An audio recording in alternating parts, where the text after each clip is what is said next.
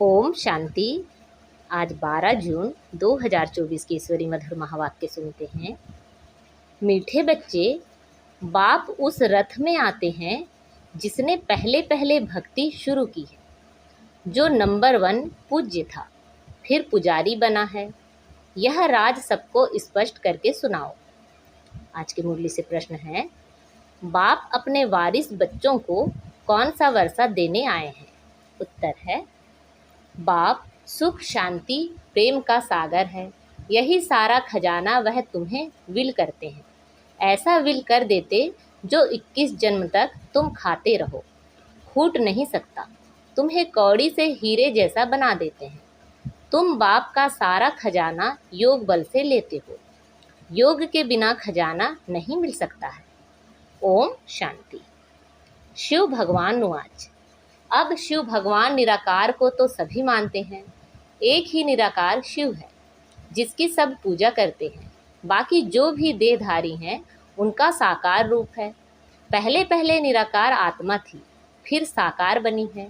साकार बनती है, शरीर में प्रवेश करती है, तब उनका पाठ चलता है। मूल वतन में तो कोई पाठ है नहीं। जैसे एक्टर्स घर में हैं तो नाटक का पाठ नहीं, स्टेज पर आने से पाड़ बजाते हैं। आत्माएं भी यहाँ आकर शरीर द्वारा पाड़ बजाती हैं। पाठ पर ही सारा मदार है। आत्मा में तो कोई फर्क नहीं है। जैसे तुम बच्चों की आत्मा है, वैसे इनकी आत्मा है। बाप परम आत्मा क्या करते हैं? उनका ऑक्यूपेशन क्या है वो जानना है। कोई प्रेसिडेंट है, राजा है, यह आत्मा का ऑक्यूपेशन है ना। यह पवित्र देवताएं हैं, इसलिए इनको पूजा जाता है। अभी तुम समझते हो यह पढ़ाई पढ़कर लक्ष्मी नारायण विश्व के मालिक बने हैं। किसने बनाया? परम आत्मा ने। तुम आत्माएं भी पढ़ाती हो। बढ़ाई यह है जो बाप आकर तुम बच्चों को पढ़ाते हैं और राजयोग भी सिखलाते हैं। कितना सहज है। इसको कहा जाता है राजयोग। बाप को याद करने से हम सतो प्रधान बन जाते हैं। बाप तो है ही सतो प्रधान। उनकी कितनी महिमा गाते हैं। भक्ति मार्ग में कितना फल दूध आदि चढ़ाते हैं, समझ कुछ भी नहीं। देवताओं को पूजते हैं, शिव पर दूध फूल आदि चढ़ाते हैं, कुछ पता नहीं। देवताओं ने राज्य किया, अच्छा शिव पर क्यों चढ़ाते? उसने क्या कर्तव्य किया है जो इतना पूजते हो? देवताओं का तो फिर भी मालूम है, वह है स्वर्ग के मालिक। उन्हों को किसने बनाया यह भी पता नहीं। पूजा भी करते हैं शिव की, परंतु ख्याल में नहीं कि यह भगवान है। भगवान ने इन्हों को ऐसा बनाया है। कितनी भक्ति करते हैं सब अनजान। तुमने भी शिव की पूजा की होगी। अभी तुम समझते हो, आगे कुछ भी नहीं जानते थे। उनका ऑक्यूपेशन क्या है, क्या सुख देते हैं, कुछ भी पता नहीं था। क्या यह देवताएं सुख देते हैं? भल राजा रानी प्रजा को सुख देते हैं, परंतु उन्हों को तो शिव बाबा ने ऐसा बनाया ना। बलिहारी उनकी है। यह तो सिर्फ राजा ही करते हैं, प्रजा भी बन जाती है। बाकी यह कोई का कल्याण नहीं करते हैं। अगर करते भी हैं तो अल्पकाल के लिए। अभी तुम बच्चों को बाप बैठ पढ़ाते हैं, उनको कहा जाता है कल्याणकारी। बाप अपना परिचय देते हैं। मेरे लिंग की तुम पूजा करते थे। उनको परम आत्मा कहते थे। परम आत्मा से परमात्मा हो जाता, परंतु यह नहीं जानते कि यह क्या करते हैं। बस सिर्फ कह देंगे कि वह सर्वव्यापी है, नाम रूप से न्यारा है। फिर उस पर दूध आदि चढ़ाना शोभता नहीं है। आकार है तब तो उस पर चढ़ाते हैं ना। उनको निराकार तो कह नहीं सकते। तुमसे मनुष्य आर्ग्यू बहुत करते हैं, बाबा के आगे भी आकर आर्ग्यू ही करेंगे, फालतू माथा खपाएंगे, फायदा कुछ भी नहीं। यह समझाना तो तुम बच्चों का काम है। तुम बच्चे जानते हो बाबा ने हमको कितना उच्च बनाया है। यह पढ़ाई है। बाप टीचर बन पढ़ाते हैं। तुम मनुष्य से देवता बनने के लिए पढ़ रहे हो। देवी देवता है सतयुग में, कलयुग में होते नहीं। राम राज्य ही नहीं जो पवित्र रह सकें। देवी देवता थे, फिर वाम मार्ग में चले जाते हैं। बाकी जैसे चित्र दिखाए हैं ऐसे नहीं। जगन्नाथ के मंदिर में तुम देखेंगे काले चित्र हैं। बाप कहते हैं माया जीते जगत जीत बनो। तो उन्होंने फिर जगन्नाथ नाम रख दिया। ऊपर में सब गंधे चित्र दिखाए हैं। देवताएं वाम मार्ग में गए तो काले बन पड़े, उनकी भी पूजा करते रहते हैं। मनुष्यों को तो कुछ पता नहीं है कब हम पूज्य थे। 84 जन्मों का हिसाब किसी की भी बुद्धि में नहीं है। पहले पूज्य सतो प्रधान, फिर 84 जन्म लेते लेते तमो प्रधान पुजारी बन पड़ते हैं। रघुनाथ मंदिर में काला चित्र दिखाते हैं, अर्थ तो उनका कुछ भी समझते नहीं। अभी तुम बच्चों को बाप बैठ समझाते हैं। ज्ञान चिता पर बैठ गोरे बनते हो, काम चिता पर बैठ काले बन पड़ते हो। देवताएं वाम मार्ग में जाकर विकारी बन पड़े हैं, फिर उनका नाम देवता तो रख नहीं सकते।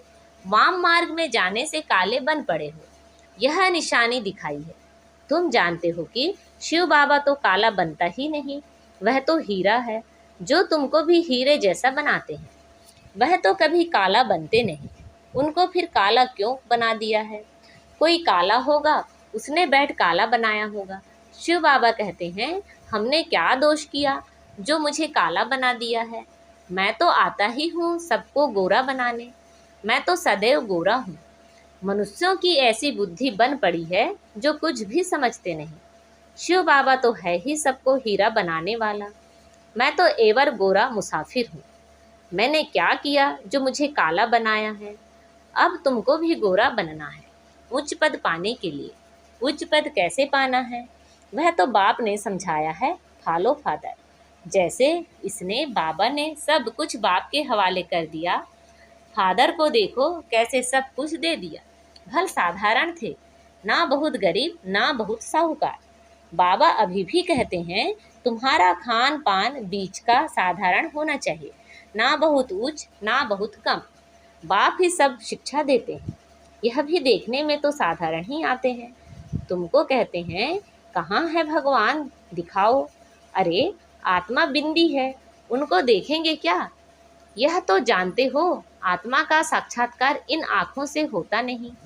तुम कहते हो भगवान पढ़ाते हैं, तो जरूर कोई शरीरधारी होगा, निराकार कैसे पढ़ाएंगे? मनुष्यों को तो कुछ भी पता नहीं है। जैसे तुम आत्मा हो, शरीर द्वारा पाड़ बजाते हो, आत्मा ही पाड़ बजाती है, आत्मा ही बोलती है शरीर द्वारा। तो आत्मा वाच, परंतु आत्मा वाच छोड़ता नहीं। आत्मा तो वानप्रस्थ वाणी से परे है, वाच तो शरीर से ही करनी। वाणी से परे सिर्फ आत्मा ही रह जाती है। वाणी में आना है तो शरीर जरूर चाहिए। बाप भी ज्ञान का सागर है तो जरूर किसी के शरीर का आधार लेगा ना, उसको रथ कहा जाता है, नहीं तो वह सुनाए कैसे? बाप पतित से पावन बनने के लिए शिक्षा देते हैं, प्रेरणा की बात नहीं, यह तो ज्ञान की बात है। वह आए कैसे, किसके शरीर में आए? आएगा तो जरूर मनुष्य में ही ना। किस मनुष्य में आए कोई को पता नहीं है सिवाय तुम्हारे। रचयिता खुद ही बैठ अपना परिचय देते हैं, मैं कैसे और किस रथ में आता हूँ। बच्चे तो जानते हैं कि बाबा का रथ कौन सा है। मनुष्य बहुत मूंझे हुए हैं, किस किस का रथ बना देते हैं, जानवर आदि में तो आ ना सके। बाप कहते हैं मैं किस मनुष्य में आऊँ, यह तो समझ नहीं सकते।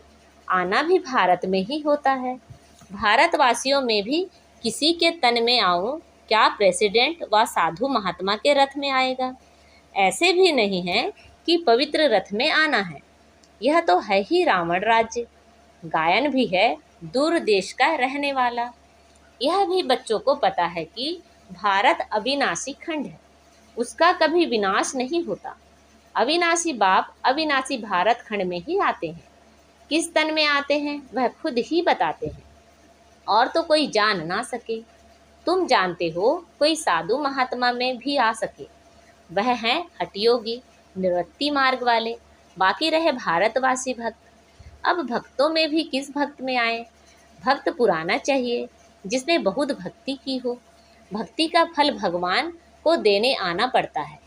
भारत में भक्त तो ढेर हैं, कहेंगे यह बड़ा भक्त है, इसमें आना चाहिए। ऐसे तो बहुत भक्त बन पड़ते हैं। कल भी कोई को वैराग्य आए भक्त बन जाए, वह तो इस जन्म का भक्त हो गया ना, उसमें आएंगे नहीं। मैं उसमें आता हूँ जिसने पहले पहले भक्ति शुरू की है, द्वापर से लेकर भक्ति शुरू हुई है। यह हिसाब किताब कोई समझ ना सके। कितनी गुप्त बातें हैं। मैं आता हूँ उसमें जो पहले पहले भक्ति शुरू करते हैं। नंबर 1 जो पूज्य था वही फिर नंबर 1 पुजारी भी बनेगा। खुद ही कहते हैं यह रथ ही पहले नंबर में जाते हैं, फिर 84 जन्म में भी यही लेते हैं। मैं इनके ही बहुत जन्मों के अंत के भी अंत में प्रवेश करता हूँ। इनको ही फिर नंबर 1 राजा बनना है। यही बहुत भक्ति करते थे। भक्ति का फल भी इनको मिलना चाहिए। बाप दिखलाते हैं बच्चों को कि देखो यह मेरे पर वारी कैसे गया, सब कुछ दे दिया। इतने ढेर बच्चों को सिखलाने के लिए धन भी चाहिए। ईश्वर का यज्ञ रचा हुआ है। खुदा इसमें बैठ रुद्र ज्ञान यज्ञ रचते हैं। इसको पढ़ाई भी कहा जाता है। रुद्र शिव बाबा जो ज्ञान का सागर है, उसने यज्ञ रचा है ज्ञान देने के लिए।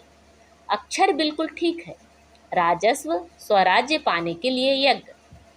इसको यज्ञ क्यों कहते हैं? यज्ञ में तो वह लोग आहुति आदि बहुत डालते हैं। तुम तो पढ़ते हो आहुति क्या डालते हो। तुम जानते हो हम पढ़कर होशियार हो जाएंगे, फिर यह सारी दुनिया इसमें स्वाहा हो जाएगी। यज्ञ में पिछाड़ी के टाइम में जो भी सामग्री है सब डाल देते हैं। तुम बच्चे अब जानते हो हमको बाप पढ़ा रहे हैं। बाप है तो बहुत साधारण, मनुष्य जाने क्या। उन बड़े बड़े आदमियों की तो बहुत बड़ी महिमा होती है। बाप तो बहुत साधारण सिंपल बैठा है। मनुष्यों को कैसे पता पड़े। यह दादा तो जौहरी था। शक्ति तो कोई देखने में नहीं आती, सिर्फ इतना कह देते इसमें कुछ शक्ति है, बस।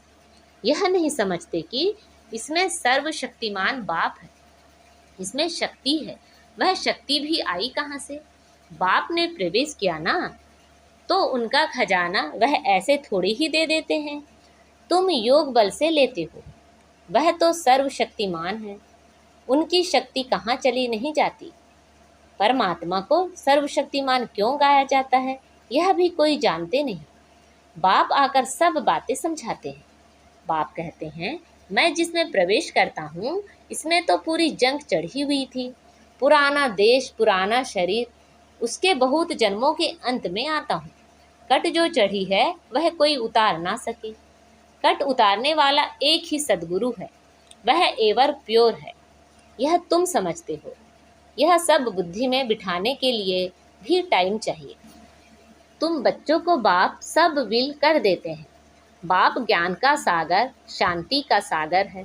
सारा विल कर देते हैं बच्चों को। आते भी पुरानी दुनिया में हैं। प्रवेश भी उसमें करते हैं जो हीरे जैसा था, फिर कौड़ी जैसा बना। वो भल इस समय करोड़पति हैं, परंतु अल्पकाल के लिए। सबका खल्लास हो जाएगा। वर्थ पाउंड तो तुम बनते हो। अभी तुम भी स्टूडेंट हो, यह भी स्टूडेंट है। यह भी बहुत जन्मों के अंत में है। कट चढ़ी हुई है। जो बहुत अच्छा पढ़ते उसमें ही कट चढ़ी हुई है, वही सबसे पतित बनते हैं। उनको ही फिर पावन बनना है। यह ड्रामा बना हुआ है। बाप तो रियल बात बताते हैं। बाप है ट्रूथ। वह कभी उल्टा नहीं बतलाते। यह सब बातें मनुष्य कोई समझ ना सके। तुम बच्चों बिगर मनुष्यों को कैसे पता पड़े। अच्छा, मीठे मीठे सिखिलते बच्चों प्रति माता पिता बाप दादा का याद प्यार और गुड मॉर्निंग। रूहानी बाप की रूहानी बच्चों को नमस्ते। हम सब रूहानी बच्चों की रूहानी माता पिता बाप दादा को याद प्यार, गुड मॉर्निंग और नमस्ते। आज की मुरली से धारणा के लिए मुख्य सार हैं। उच्च पद पाने के लिए पूरा फॉलो फादर करना है। सब कुछ बाप के हवाले कर ट्रस्टी हो संभालना है। पूरा वारी जाना है। खान पान रहन सहन बीच का साधारण रखना है, ना बहुत ऊंच ना बहुत नीच। बाप ने जो सुख शांति ज्ञान का खजाना विल किया है उसे दूसरों को भी देना है। कल्याणकारी बनना है। आज बाबा ने हमें वरदान दिया है, पवित्रता की गुह्यता को जान, सुख शांति संपन्न बनने वाले महान आत्मा भव। पवित्रता की गुह्यता को जान, सुख शांति संपन्न बनने वाली महान आत्मा भव। पवित्रता के शक्ति की महानता को जान, पवित्र अर्थात पूज्य देव आत्माएं अभी से बनो, ऐसे नहीं कि अंत में बन जाएंगे। यह बहुत समय की जमा की हुई शक्ति अंत में काम आएगी। पवित्र बनना कोई साधारण बात नहीं है।